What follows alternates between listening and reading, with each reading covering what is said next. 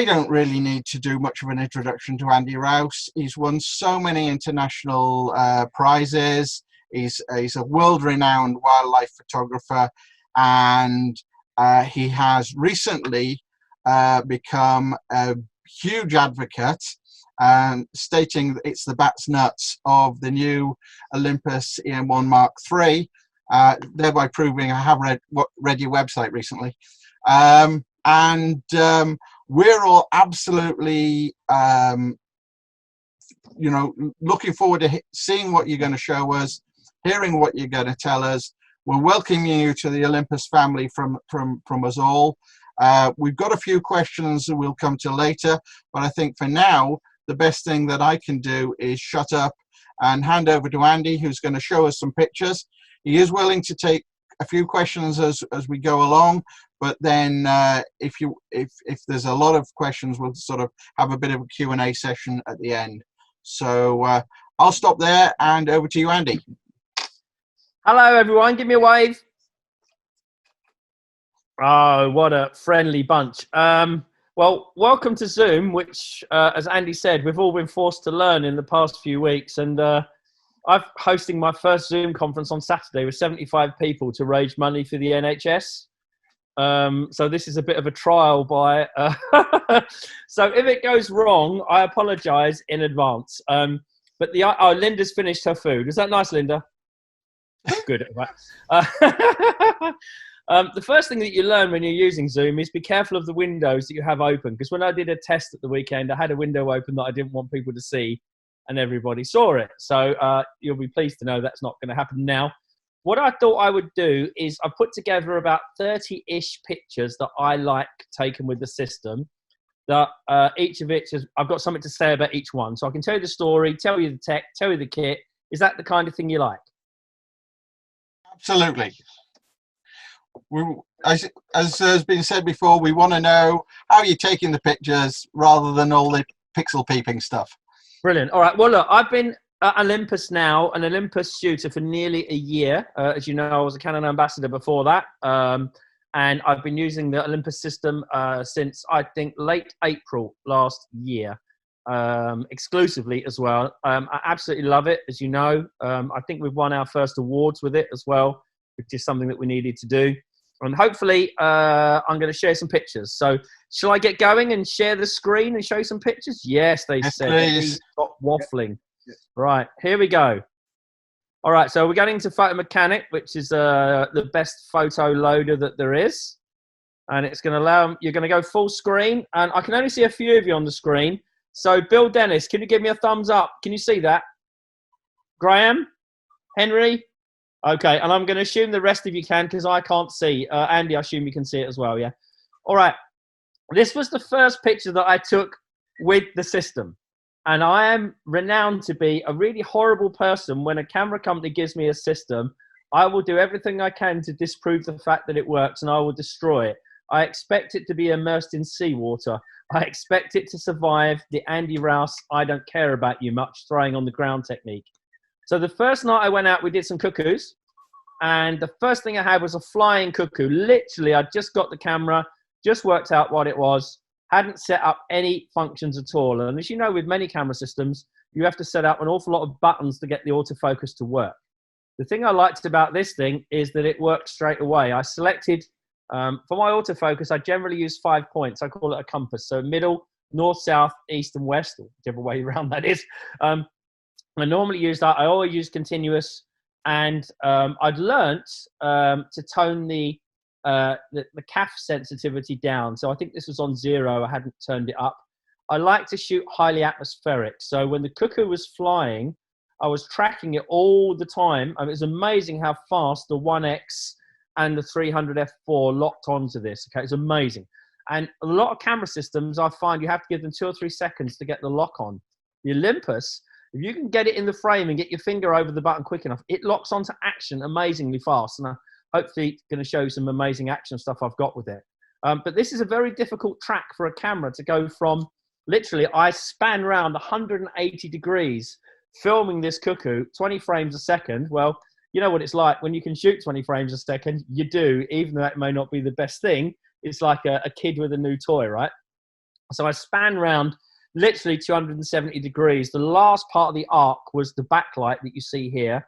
I was down at -2 stops because I don't want detail in the picture. I want the light to be the main focus of the image. Apologies, I keep looking at my image rather than the center of the screen. I'll try and train myself to look better. So I want to have the light define the image, because for me, light is about everything that I do. I'm not going to take postcard pictures because as a professional, I can't sell them these days. You know, the market is very saturated with lots of people having pictures, and your pictures have to stand out.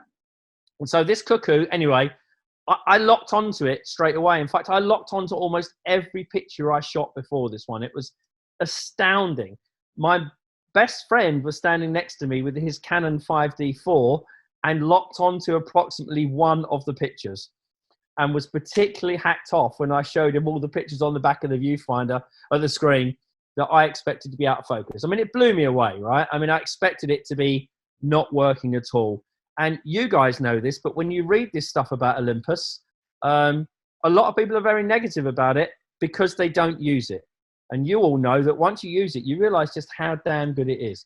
And the AF, I have to say, is fantastic. I made the mistake a few times of putting the CAF sensitivity up to +2. Never do that. It's so sensitive, it's unbelievable. You almost need to tone it down a lot. So I've had it on 0 to -2 for almost everything I've done, and it's been fantastic. Depth of field here, well, I learned the way that the Olympus works very quickly, in that you kind of, even though you set f4, the effect that you get is f8-ish, 7.1 to f8, right? So this was set at f4. Now, for me, that's a tremendous advantage. There are people that say you don't get bokeh with it. I get really good bokeh with it. I like the fact that it's f4 because it keeps my shutter speed high. Because in my opinion, the #1 reason why most people get NAF pictures, apart from supporting Spurs, which of course, if anyone is on there tonight, we have an anti-Spurs lock. So if any of you do support Spurs, Graham Ainge, you're going to be kicked out immediately, because obviously you are not desirous. You don't deserve to use this system. Anyway, what was I saying? So yeah, so images that have light for me are everything. And so I've picked the 30 odd tonight that all have something to say in terms of light, because I'm just not interested in taking a postcard. Is that all right? Am I going to get, was that a good description of that picture? Can I see some thumbs up? Bill, I'm afraid you're one of the only ones still left on my screen. So Bill, yeah, that's it. Andy, if we get any questions, you just tell me, all right? Yep, absolutely, will do. Okay, I'll carry on to the next one. And this again shows you, you know, the ability. I mean, it's a cuckoo, right? Most beautiful thing ever.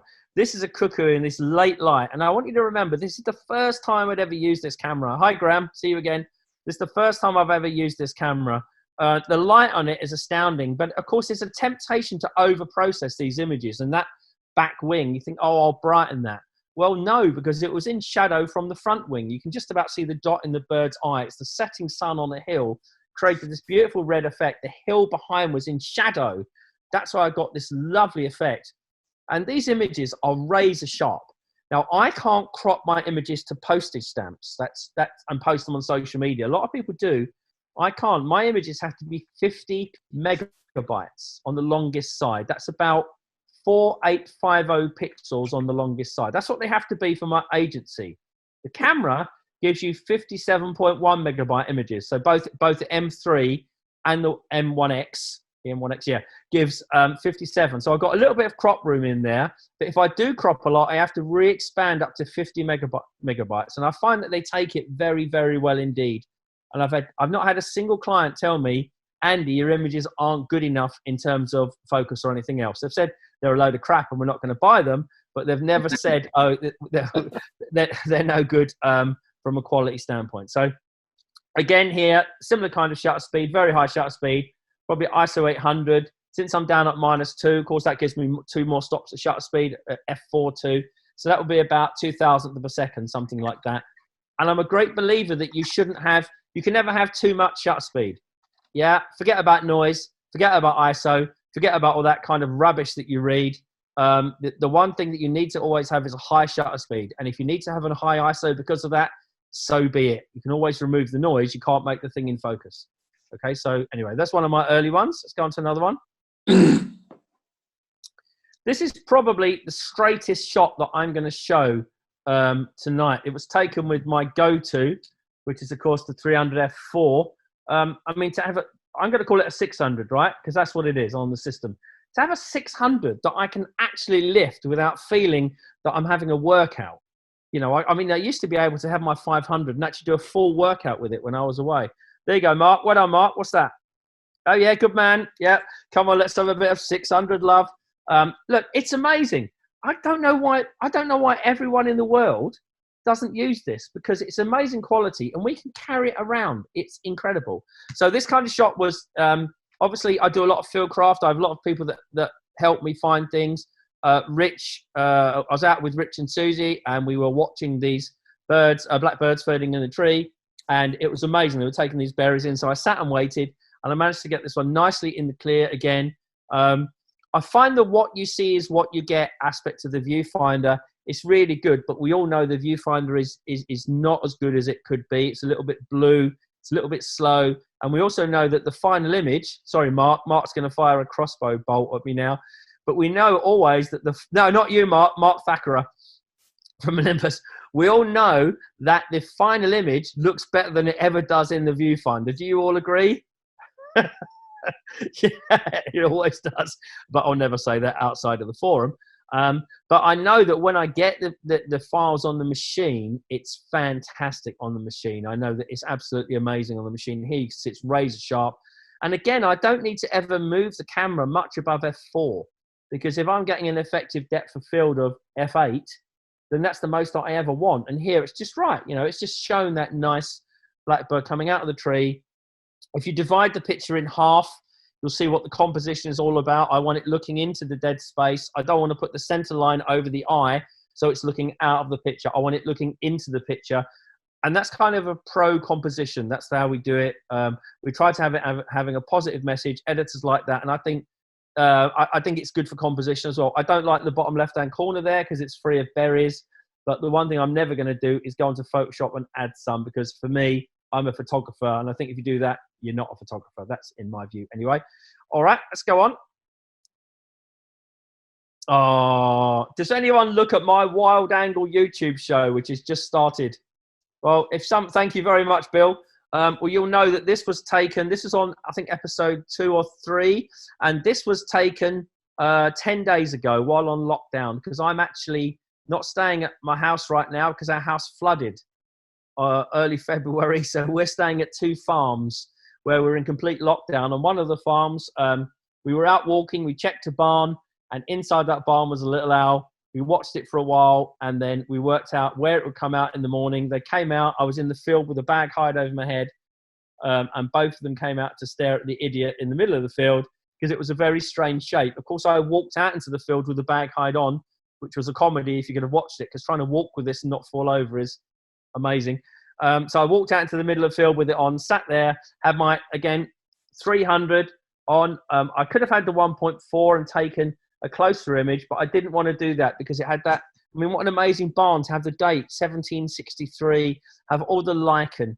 This picture is about the habitat. It's about the environment. It's about the feeling of the little owls and their mood. Yeah, they're cute. They're gorgeous. You can tell it's in the morning because the shadow, but it's about the feeling of the barn. And to zoom in, I think would have made a postcard of it. I'm still looking at whether I remove the corners of the blue by cropping a bit. I still don't know that yet. But this was a very nice picture, and this was the result of Fieldcraft. It was 5 minutes from my home where I was staying. I'll be going back there later in the year, and it just shows you that you can photograph normal stuff on lockdown. You know, I went out to did it. Again, depth of field was f4. That's all it was. Focus point, 5 points on the closest owl on the right-hand side. And the rest of it, well, what a great picture. I just love them. And again, I didn't brighten up the right-hand eyes of both of them because they were also in the shade because the sun was coming from the left-hand side. But I just love that. I love the feeling of it. There's no need to shoot that at f11 or f16 because it takes the shutter speed down too much. F4 will give a depth of field of f8 that's perfectly good enough. All right, and I love little owls. Little owls are just fabulous. Andy, do I need to stop and take breath? No, but I'll tell you that the chat session's running with everybody going very cute, love the owls. So you're not the only one. Okay. All right. Good. I like to hear that. Now, this was an interesting one. I love bokeh, and one of the things people have said to me about the Olympus system is, oh, we can't get enough bokeh. Everything's always in focus. Well, there you go. That's beautiful bokeh. I know it's gravestones. I know you may not want to see it right now. I can't help that. It's a green woodpecker habitat where I photograph it. It goes in a cemetery, and it was amazing light on it. Really, really low light. I come alive when the light is at its lowest at the end or the beginning of the day. That's when I really start to flow. And those people like Graham that have been on trips with me, you know that, right? You know that I get bored. After 2 hours after sunrise, I'm a bit bored because the light is not what I want it to be, right? Graham's laughing away.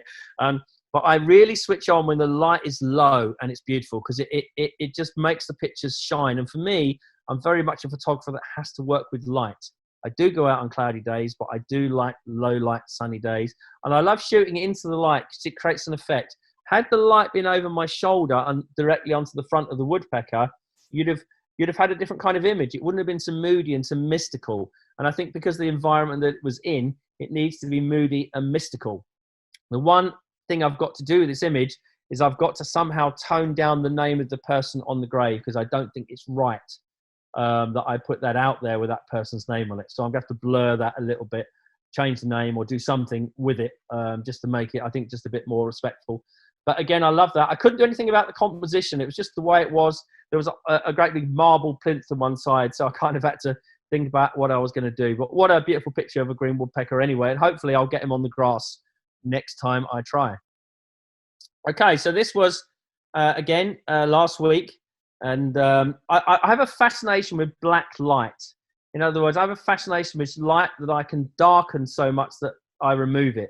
This was first thing in the morning. I was laying absolutely flat on the water. I literally had the lens like this with the water across half of it like that. So I was literally right on the edge looking out at the swan, which I love to get low angle because it puts the background so far out of focus then that it's not an issue at all. Because the background was in darkness and the swan was so bright, I could tone this down by -2 stops. And I could do that in the viewfinder. So whilst I was shooting, I could tone the exposure compensation right down and see the effect of it and see that it would take the background out. So I've got the pretty much 90% of the final image at shoot time ready to load onto the Mac. And then all I'm going to do is just take the blacks and reduce the blacks in the background and it's gone. The one thing you must never do with the reflection is you must never cut it off. I used to have a label on the back of the camera here that said reflection U, and there were then a word which contained 6 letters. And I'm not going to tell you what that word actually was. You can actually guess if you like, but it was a 6-letter word that told me that when I looked at it, not to cut the reflection off. And I used to cut the reflections off all the time. I had a real habit of it. It's like I have a habit of loving West Ham. But now I don't cut them off because the reflection is part of it. And the reflection here was absolutely beautiful. Swans I like to photograph like this, where the head is looking to one side. I think it's a nicer image where they have it. Obviously, if you've got one coming the other way, that would work really, really well. It looks like they're looking at you out of their eye. They're connecting with you. And I think any wildlife picture needs to have a very good connection. Excuse me, I'm just going to get some more water. Hold on. Suze, could you do me a favour and grab me some more water? My lovely other half. Sorry, it's hay fever. Don't worry, I'm not ill. It's hay fever at this time of the year. Tree pollen, which is not the best for wildlife photography. I love this black light stuff, and I know a lot of people don't like it. Well, that's okay because I can shoot brighter, but I just really, really like it because it defines the subject. And I'm working on a book on this called Black Light or Removal of Light or something, where I get a lot of these pictures. I just really like it. It also hides the fact that I can't get anything level with the water, and it hides that very well, I think. There's the exact opposite. Okay, so that's a high key image. So you saw the low key. This is the high key, taken at +2 stops. Strange light. It wasn't sunny. It wasn't cloudy. It was kind of a misty kind of light.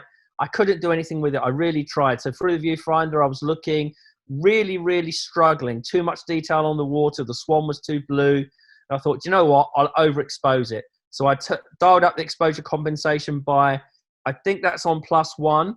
It may even be +1 and a third. I can't quite remember on that.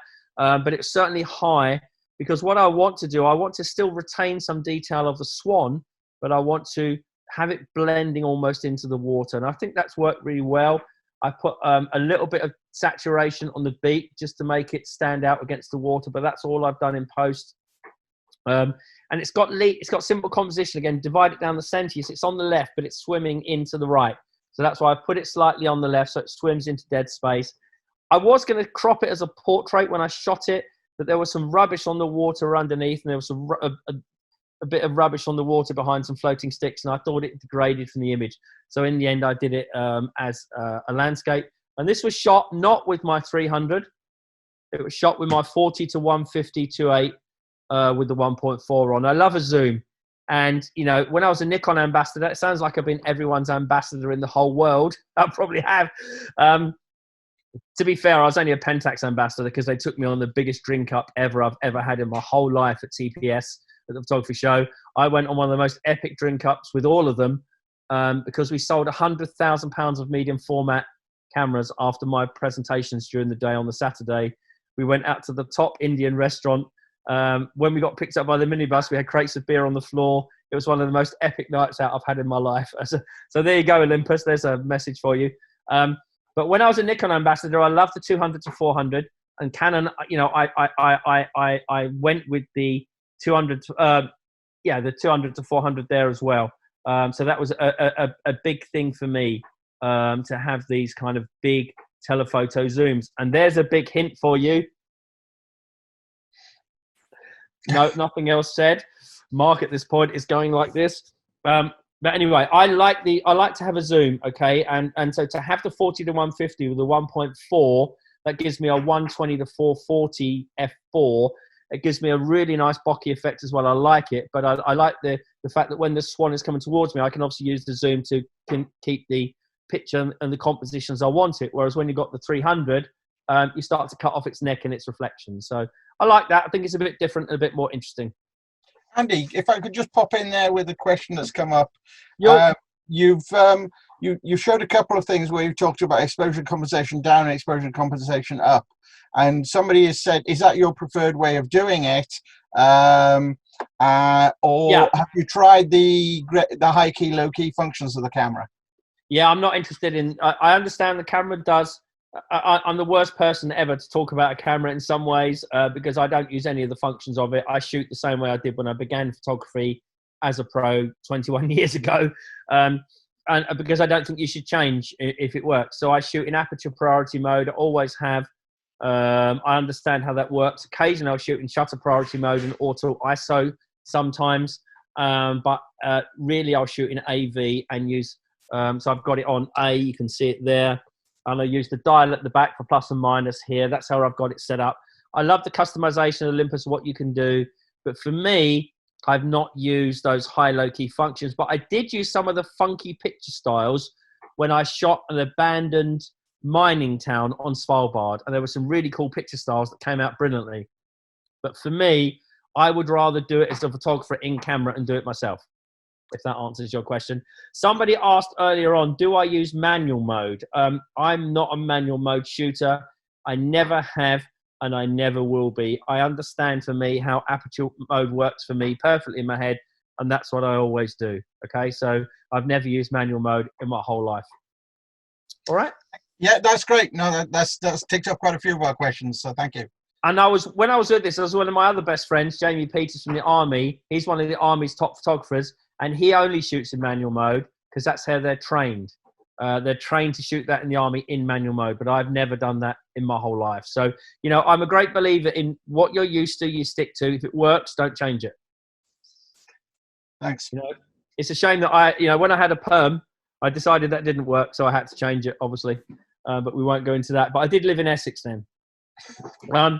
So shorting out, yeah, I did. I was in Essex in Basildon. In fact, I threw Depeche Mode out of the pub. So any of you that know the group Depeche Mode, they were in the 2 years above me at school. I was a barman in the pub. They came in, they caused too much disturbance, and I had to ask them to leave. And now when they saw me at a concert last year when I was at the back, of course, they don't know who I am. And I wave, hello, Depeche Mode, I remember you when you were nobody. Right, anyway, what was I? Shorted out. I like this picture because I like the bokeh in the background. It was taken a month before lockdown. I'm really irritated that lockdown came along. Obviously, we all are, because I wanted to photograph the shorted owls just before they headed off. Because it was a really good place. It's a kind of high above them. And the reason I want to say this is I want to say the benefit of Fieldcraft. There were a lot of people who walked up to where this place was. It's quite public, stood by a fence and photographed them with no camo or no thought or anything else to what the owls thought. And the owls would hunt on the other side of the valley. Myself and Jamie put camo over us, just put a bag hide. We sat there and the owls flew over us. The difference was that because we just kind of tried to blend in with the habitat a bit, I mean, we were pretty obvious where we were, but we weren't human shaped. It did affect the photography and we got a lot more pictures. A couple of the people said, oh, you don't need to do that. The owls are coming close enough to us. No, they're coming that close when you crop it as a postage stamp. I'm not interested in postage stamps. So Fieldcraft does count still. So don't think it doesn't. It absolutely does. I like the look of this picture. It's not looking at me. It's angled a bit. It was angling in the wind. It's a lovely place. It's picked up some lovely light and lines on it. And again, I've darkened it by probably minus 2/3 of a stop. And I've shot it in shade white balance. When it's at the end of the day, I will use the viewfinder to find out what white balance works best. It's either cloudy or shade, and I will set it in camera. Yeah, I can set it on capture one. I'll talk about capture one in a minute. I'll set it on capture one. That's easy, but I'd rather set it in camera because as a traditional photographer, I think you should shoot it at shoot time. And everyone that comes with me on the tours, workshops, whatever, I try to get everyone to set their white balance and get it right. I want everything right in that camera if we can. Tracking here was 9-point autofocus, so 3x3. I find the 3x3 works best when you've got backgrounds like this, and particularly with this shot that I'm going to show you now. As you know, I love shots like this. This is down at -2 stops. I brought back a little bit of detail in the top of the owl just so you can see some wing detail there, because I think you should. But the line around it is a ploughed field behind. It's just a lovely angle of the owl with the light coming through, and I think it works really well. And I use the 3x3 focus on this. You don't want to use a single point on this, because if you accidentally, and not as maybe the wind is buffeting you or whatever, and the single point goes on the background, you're never going to get the focus back on the owl. When it flips upside down, starts eating its prey, has a fight with another one, and you're watching all of that blurred out of focus because you're on the background, and it happens to us all. So you want to use more than one single focus point. But don't make the mistake with an Olympus system of using all of the focus points, because then I won't be able to predict what you get in focus. Stick to 5 points or 9 points, and you'll get the most results, I think. And, you know, you should find your personal style in all your photography. I think everyone should find their own style and way of doing things. I've got my style and my pictures are very recognizable. Some people think they're crap. That's up to you. But as a pro, I have my own vision and style, and I do like this kind of low light, backlight kind of feeling, because we're not taught to shoot like that in the UK.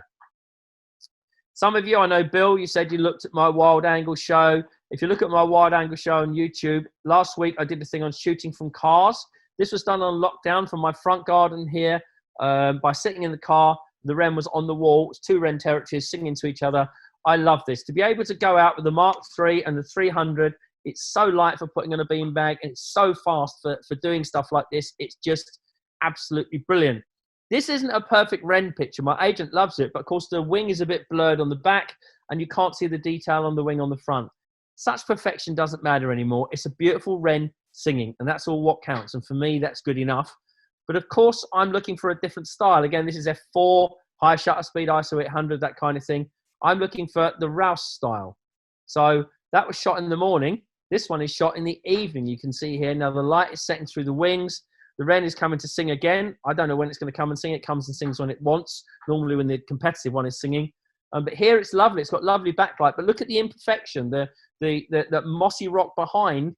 People would say, oh, you can't see the legs properly, and you put it for a competition, you know, a judge. And if there's any judges on here, I apologize to you in advance for what I'm going to say. But a judge might criticize it in some really, really bad way and say, oh, I don't like the background. You could have got lower, which I couldn't. At that point, you should take a mackerel out. Now, it's much better if you get a frozen mackerel, because you can do a lot more damage with a frozen mackerel. Hit the judge round the face with the frozen mackerel, and then when the police come along, just defrost it in your hand. You say, it wasn't me, look, it's a mackerel. How can I do someone damage with a mackerel? A better one is a kipper, a proper kipper, because you can leave the smell on them, and they know they've been whacked as well. you're always going to get slagged off for your pictures. You put them online, you put them up to be shown in a competition. You're talking about human nature. I put my pictures in the BBC Wildlife Photographer of the Year. I've won 24 awards in that, except for the past 4 years when they don't like my style at all. I get 10, 15 through to the final every year. I get nowhere. Do I get angry? Oh, yes, I get angry. But it's human nature. They're judging the pictures. It's up to them if they don't like my pictures. You put your money, you put your pictures in the competition, you roll the dice, you take a chance.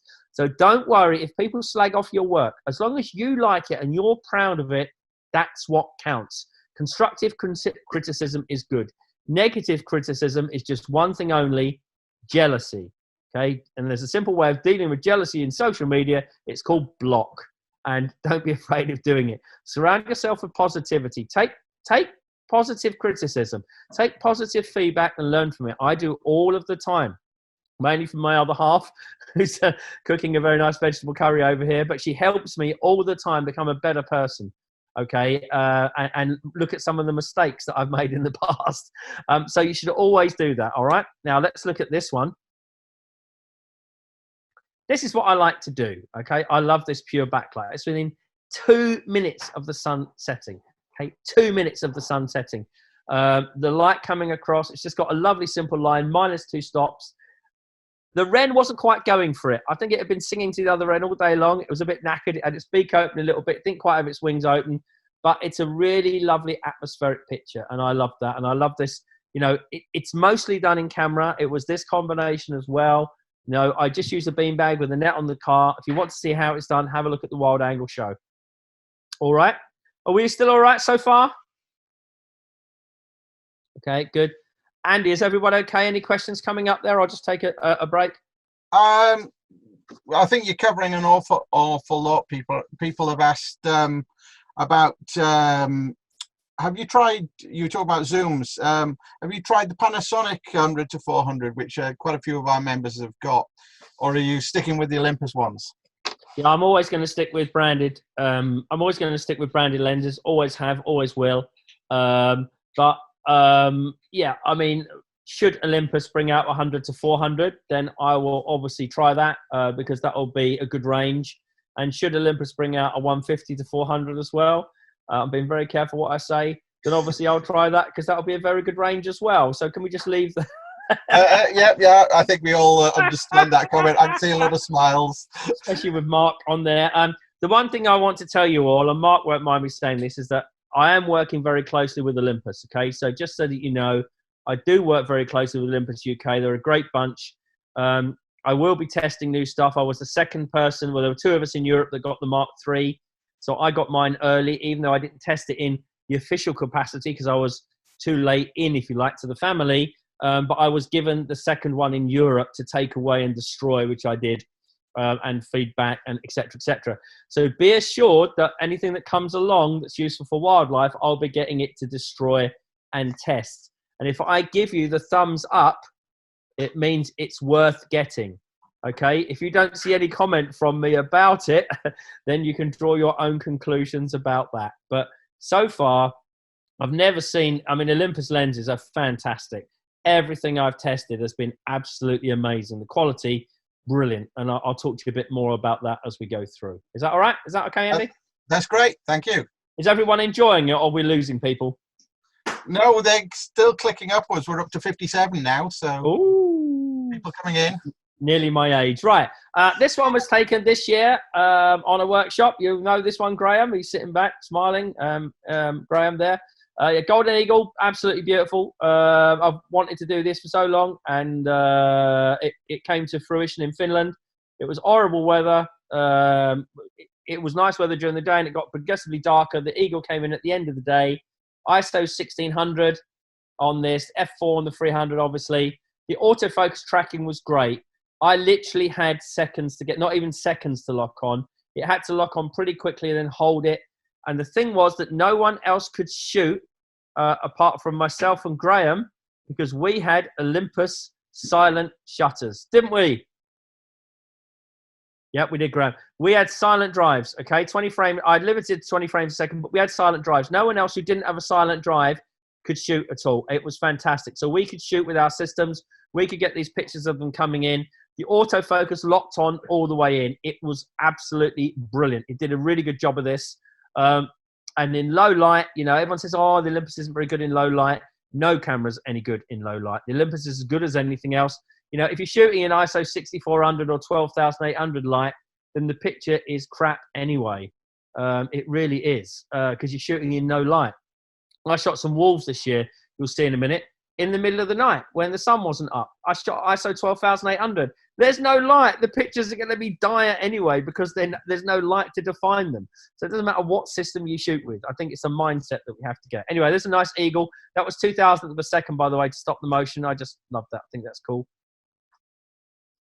I want to move on to some of my foreign trips, if that's all right. Did some UK stuff, you know, and I left out foxes, badgers, all the other really cool UK stuff I've done, and swan, did show some swans.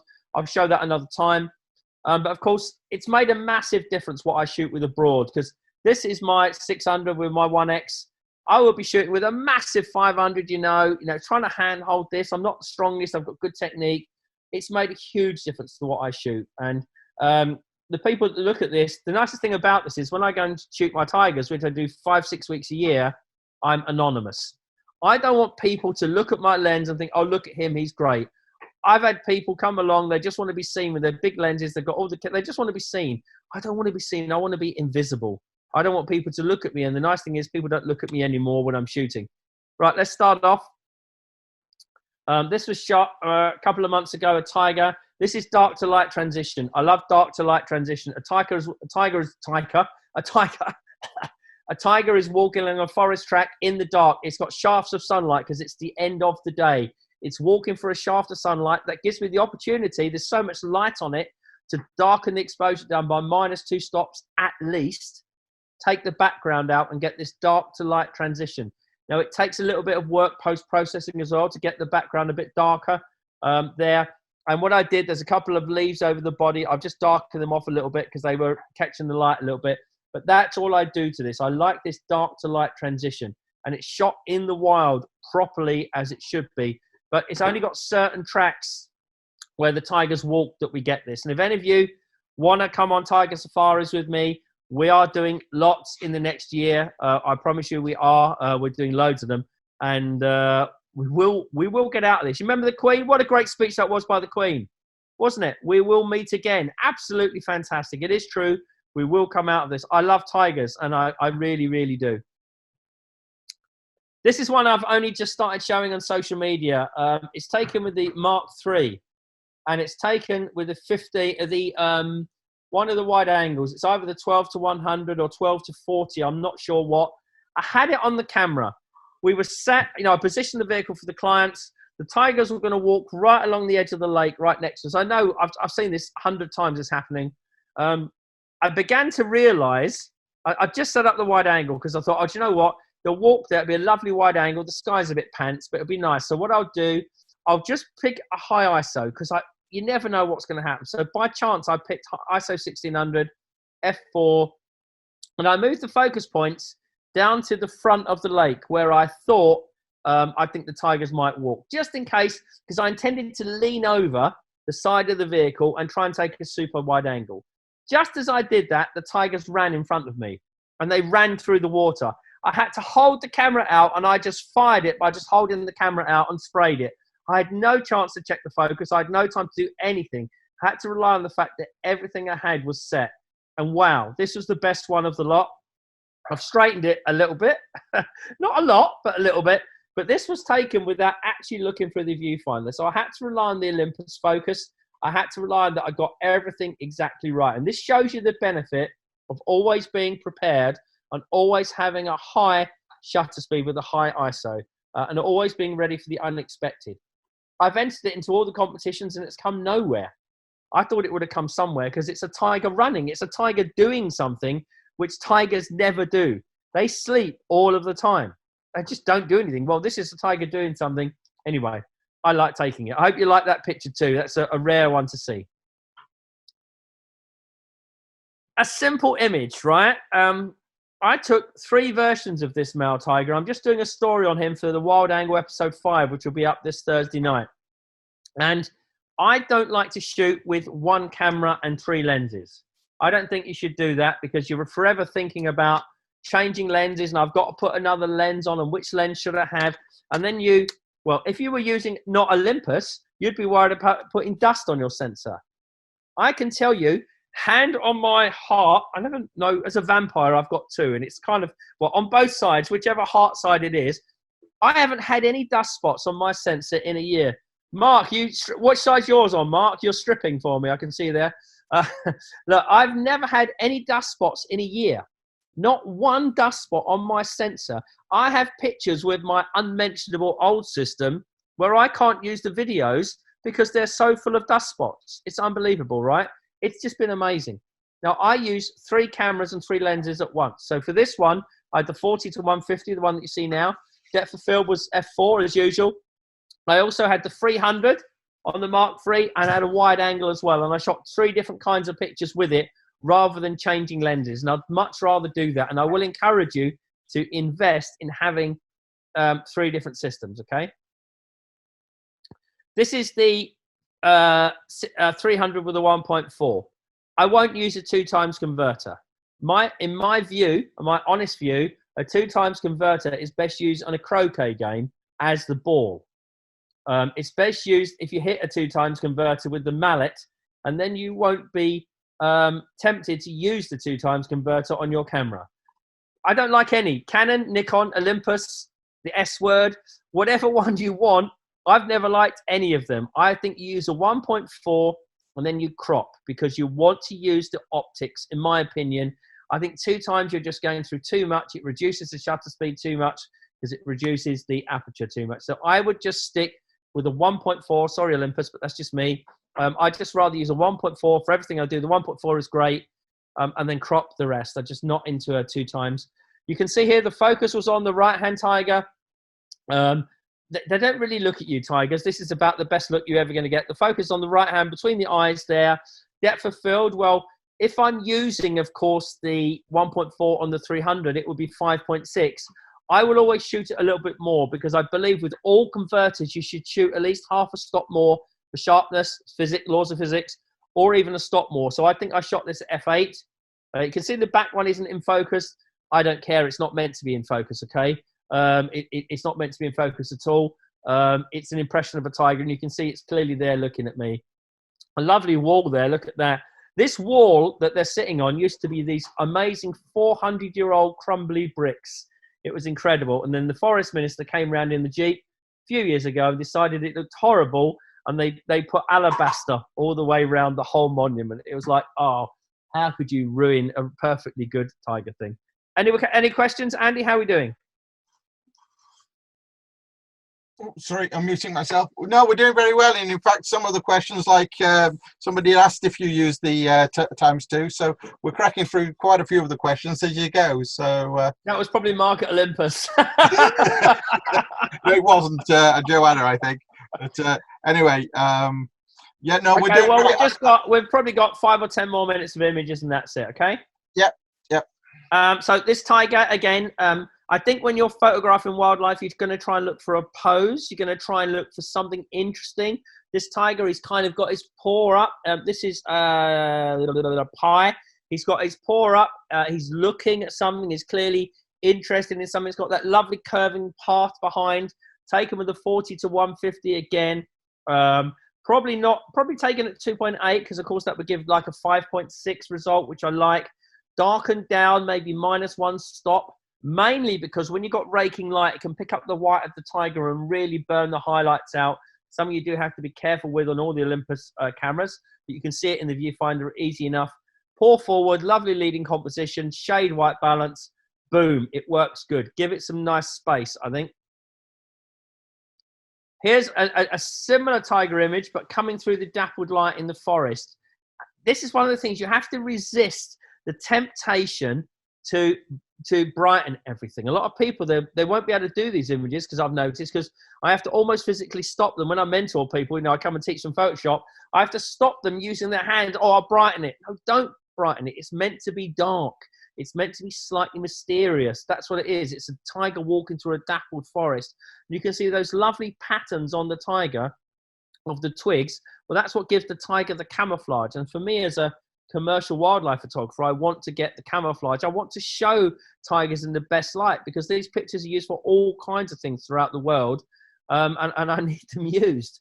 And so you can see here a slightly offset composition looking slightly out of the frame. I kind of like that one.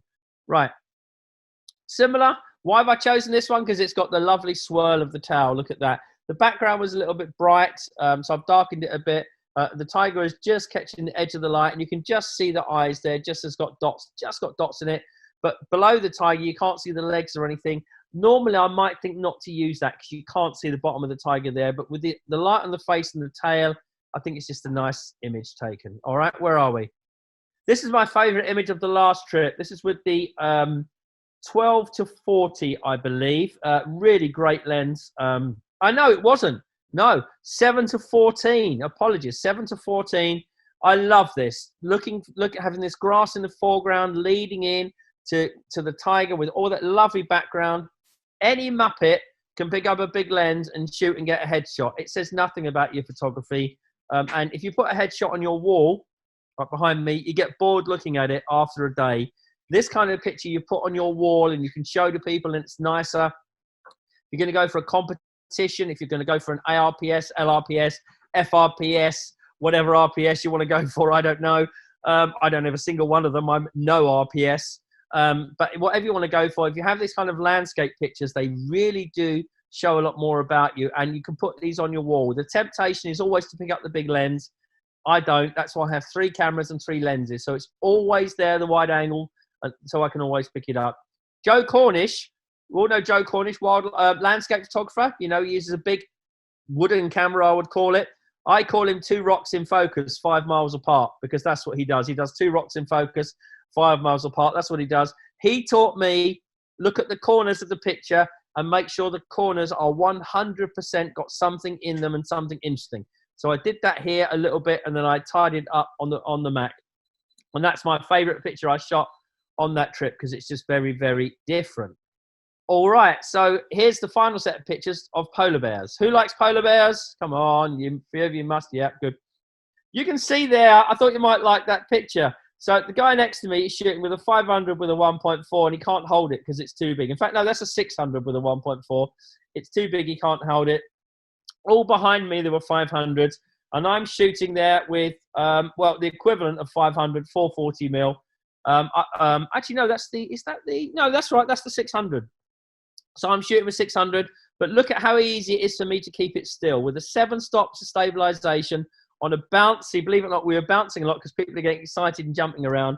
I could keep this image still when others couldn't. It was a revelation to me. And doing the polar bears, the first big trip I did with the Olympus was the polar bears.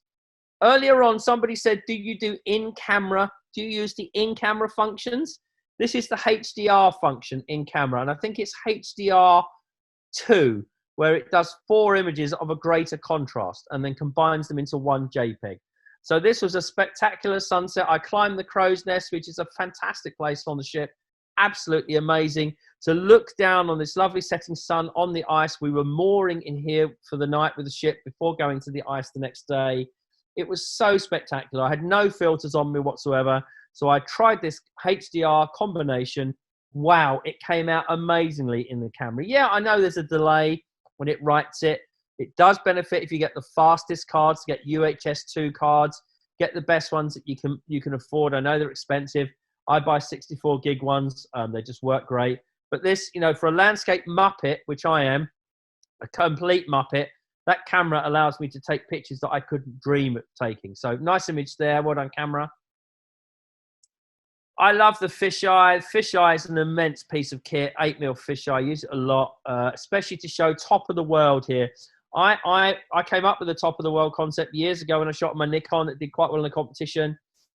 This year, these images are in the finals of 3 major competitions, so let's see how they do. They're unusual. It's a polar bear female and her cub coming up to the ship. This is the pointy end, okay, which is the pointy bit at the front. So we're looking over the pointy end at the front. I couldn't actually get there because all my clients were in the front of me. So I'm standing up, holding the camera really up high above me, tilting it, flipping out the screen, and then tilting the camera over so to give the fisheye effect. and then looking up rather than looking down. I'm looking up onto the screen and taking the picture that way. It worked really, really nicely. And with a fisheye, a depth of field of 2.8 has everything in focus. Taking some of the noise out of this because Arctic light has tremendous noise. It doesn't matter if it's ISO 200, you get noise in your pictures anyway. But it's a really strong polar bear image. I absolutely love it. And I think it really made my trip. This is the one that I took from the inflatable. You know, I had the lens, all the big lenses behind me. This is the one. And when I took it, it was about this big in the frame. That big. So I've taken the image that was that big in the frame and re-expanded it up to the image size you see now at 50 megabytes for my agency, and it's sharp enough. Say sharp enough because how sharp? Well, you know, when you're re-expanding from that small to bigger, it's never going to be 100%, but it's sharp enough for my agent. And if it's sharp enough for my agent, it looks razor sharp on the screen, then it's well sharp enough for me, because I question whether I would have got that with any of those other lenses bouncing up and down. But the stabilization's good. I'm sorry if this picture offends you. We don't show enough pictures like this. I have tried to get my tigers and my polar bears to eat fields of broccoli, but they just refuse to graze in fields of broccoli. They just flatly refuse. They're not vegetarian. They're not vegan. They are carnivores. And I can't get pictures like this published. Only in Germany can I get pictures like this published. There's no point in putting them into competitions, although I did put one into BBC this year, straight out. No, wouldn't accept it at all.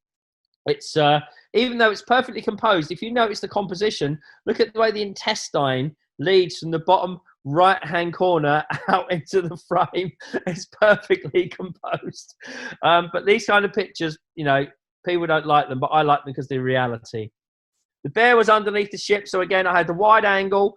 This time it was a 7-14. I leant right out over the front of me, tilted it, got the screen up so I could see it. I could hold the camera right out, and it shows how having this tilt screen on the back and such light cameras. I mean, they're so light, it's fantastic. To be able to hold it out one-handed, to get images like this, to trust the AF to do this, it's fantastic. This image is in the finals of 3 competitions. So let's see how well it does. It probably won't come in any of them. But one of them is the European Wildlife Photographer of the Year that I really want to do well in. So, yeah, so that's just a really nice image looking down and again. And I just, you know, I think I got this because the kit is so light and so flexible, I can do what I like with it. All right, nearly finished now. I'm sure you're bored. A low light image there of polar bear mother and cub shot from the side of the ship. I got this image because I could get my lens through the portholes at the side. On the top of the ship where we are, there's loads of little holes and loads of railings. You can't get your 500 or your big 600 through, but any one of the Olympus lenses, I can lay down and get it through there perfectly like that. And I could get this low angle that I have never, ever got before like that. It was just fantastic. Really low light. The sun had gone, so it's ISO 1600. I shot it nice and bright. If you shoot it bright, you get a histogram to the slightly right-hand side of the histogram. You get this where your peaks are, and that will reduce the noise that you've got in your final image. Because when you're shooting high ISO, you do not want to shoot it dark and have to brighten it later on. And it's just a lovely moment captured with wonderful, wonderful animals. I just love polar bears. Why we hunt them, I'll never know. Tracking autofocus, really great. This is with the 300, of course, here. Tracking, lovely. And I love the way the bears, they look at you. They don't look at you directly. They look at you out the side of their eye like this as they're swimming by. They're really, really fantastic. Nice reflection, amazing day. To be on Svalbard doing this, you know, we have 14-day trips. It's just so wonderful to be there and to have the kit perform so wonderfully all the time. I'm trying to wrap up for you because I know you're bored.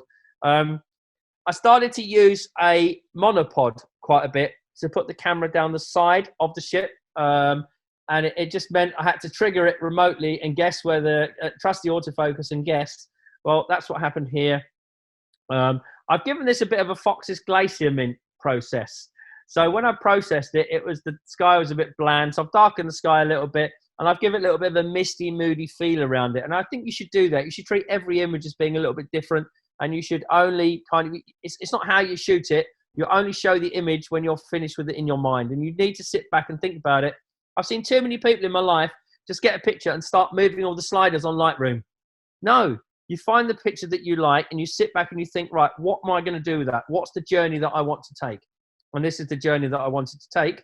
I started to expand the pole camera idea just a bit more.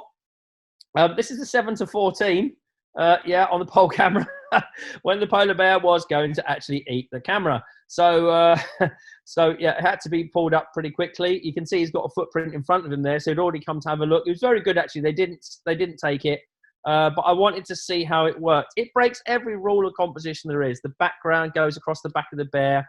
I don't care, because it's a really compelling, really interesting image. Obviously, before I shot it, I had to set everything up. So I set the ISO high.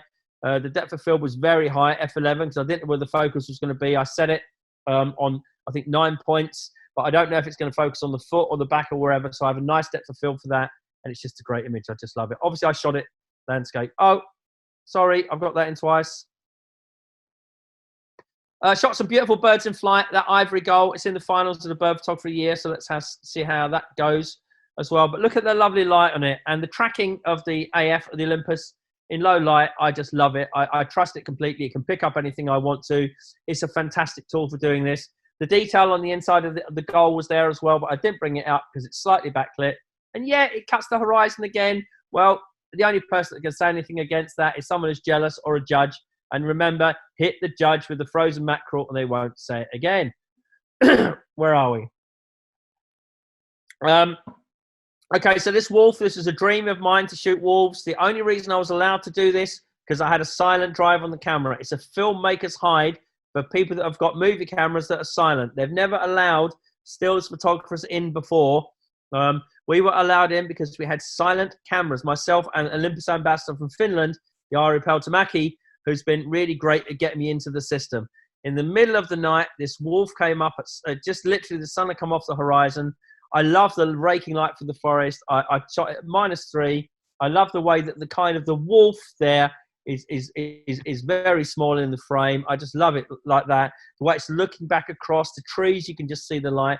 For me, this is everything.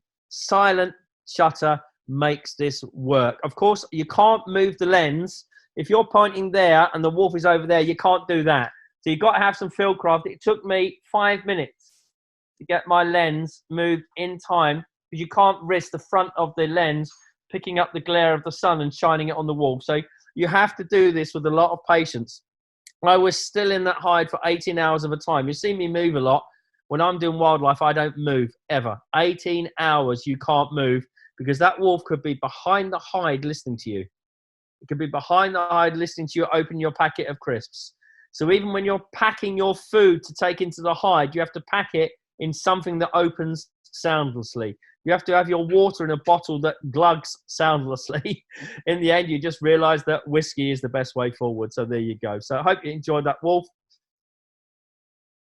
This was done last night. And just to show you that I do things locally, I'm loving doing. It was my macro lens, which is here. Do you see my macro lens? It's my 300 f4. This is my macro lens, taken with focus peaking. Focus peaking is fantastic. It's called, I think, AF assist or something. And the idea is that when you use the wonderful lens clutch that we've got and you put it into manual mode, you then look through and the part that's in focus will turn yellow. It'll give you the whole plane of focus that you can see. It'll go yellow or red, whichever color you want. It's fantastic for doing this stuff. So I did that when I looked through the viewfinder. I could see where the focus was. I lined it up with the sun, -2 stops, boom. Brilliant quality image. It was obviously it was a dandelion at sunset. I did a lot of them last night with my new macro, and it just shows you that an old dog like me can learn new tricks. And by the way, I'm in lockdown here. It's on the field next to the house. There's no one else around, so it's safe to do that. And I'm a big one in looking after your mental health during this thing. We have to look after our mental health. All of us have to. I've got several friends that suffer from it. I've suffered from it a bit in the past. We have to look after our mental health, and getting out into the outdoors with your camera in your garden, looking at your patio, doing garden birds, doing macro. It's good for the soul, and it will keep you not wanting to go out during this time that we have. And of course, the reasons not to go out is because we're saving lives. All right, finally, I think, there's another one. Slightly different one. There you go. Slightly later in silhouette. I hope you like that. I'm trying to end. Please have a look at my show on YouTube. It's called Wild Angle. Look it up. We're on episode 4. Please subscribe. It doesn't help me if you don't subscribe. You'll like it. It's about 20 minutes long. It's packed full of Olympus stuff right now. All the links are on my social media. They're on the front of my website. You can find it. And at that point, I'm going to stop sharing the screen and I'll come back to you lot. And I guess we can take any questions that there's one big question I forgot to answer. Why Capture One? Who wanted to know that? Somebody wanted to know why Capture One. Yep. Okay, so I've tried the Olympus workspace and it's very good, but it's the same as the Canon software and the Nikon software. It's written by people that don't take pictures or understand workflow. It's very, very good at processing colors, but it's not so good, I think, at the workflow side. Capture One produces the best quality of a RAW file that I have ever seen. Certainly with the Olympus files. It's got the best highlight reduction, fantastic, and it's just the best. I just love it and it's easy. And I literally load the file in, do a few little bits and load it straight into Photoshop. I don't do anything else to it in Capture One. Sometimes I wonder why I bother shooting RAW, because the JPEGs up, the 1X and the Mark III are so good. Why do I bother shooting RAW? If you get it right in camera, why would you? Because the quality is good enough. Anyway, that's me. Any questions I've missed? By the way, my vegetable curry that my beautiful, beautiful girlfriend is shooting in the background, is making in the background, is smelling amazing. Well, we won't hold you that long then. You're right. No, I will come back anytime. The very fact that so many of you have signed on, I'll come back anytime you want me to talk waffle. We got up to 57 at one point, which was great. And I think that's the most we've had on one of these so far. So that's the definite proof that people were interested. I've been, as people know, we asked for some questions up front, and I sent Andy that list earlier, and I've been ticking them off as we go with my handy piece of paper here. And I think pretty much everything that we'd asked you up front, you've covered off. But we have had the chat window going, and there's been a few more things coming going. I think it might be easier if I just paraphrase rather than trying to find the right piece on that. But you talked about tracking quite a bit. Yeah. And the question was, I think it came from Mark, was, is that the CAF or the CAF plus tracking? No, well, okay, so CAF, that's CAF to start with. So CAF works. CAF plus tracking, I have had to work, but what we need Olympus to give us eye detect for animals. I've got eye detect for people, which is great for people. I've used it, but it doesn't work on animals. In fact, it's a kiss of death if you use it for animals. So you need to switch eye detect off.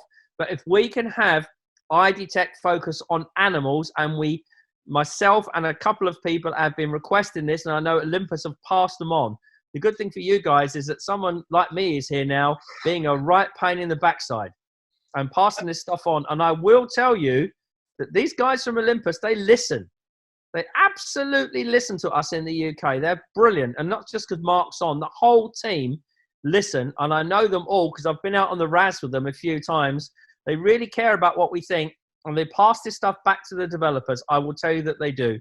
So the big thing I've said is I need eye focus. I need basically to detect an animal's eye, and I need that tracking, and that's what I need you to give me. And just to add, our previous session with Michael from Olympus, that question came up from some of our members, and he agreed that it was definitely something he'd heard before and would be passing back our feedback as well. So you're not the only one with that one. It's been passed back. 6 months ago it was passed back, and obviously it takes them a bit of time to get new stuff in. It may be that the sensor can't do it. We need a new sensor. It may be. Let's wait and see. Yeah. There was another question. I think it was from Phil regarding when you're talking about the dark and the light and the moving into one. Are you using center weighted or matrix metering in those types of shots? Oh my God! Circle with a dot. Sounds like center weighted to me. Yeah, I am pretty much. I'm using obviously I trust the Olympus metering. I've never used spot for anything, and I'll never use.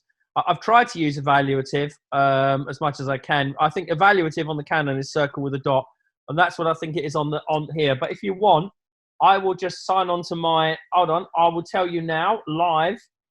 Where is it on this? I'm trying to find where the metering is. Oh, my where would I find the metering?